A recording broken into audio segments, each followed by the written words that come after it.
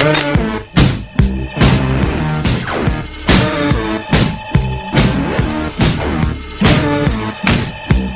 1983, a new club opened in Chicago, the Music Box. Its DJ Ron Hardy had an intensity that took clubbing to a whole new dimension.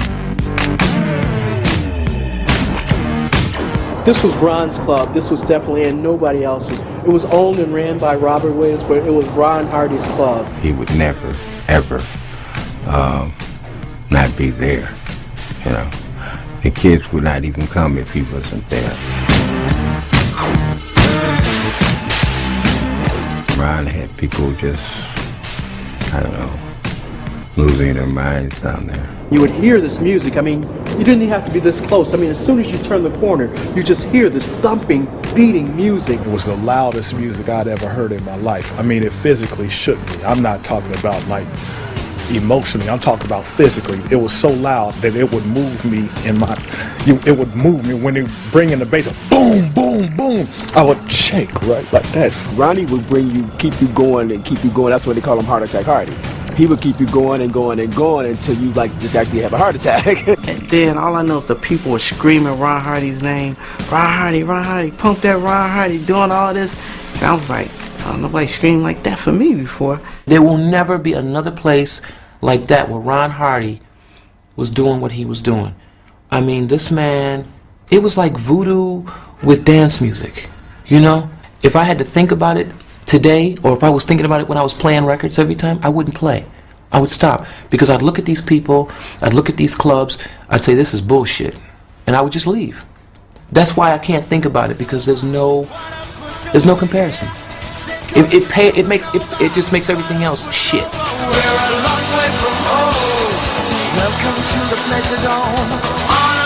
He opened every night with Welcome to the Pleasure Dome.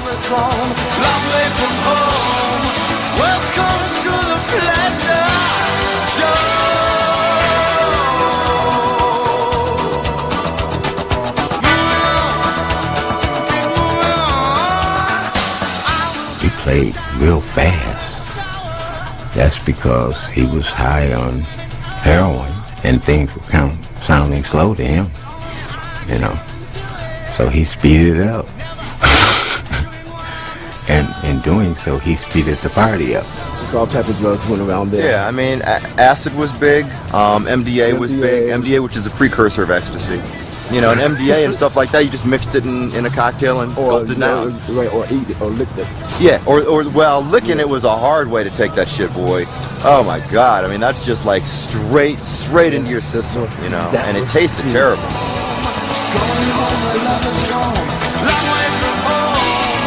Welcome to the pleasure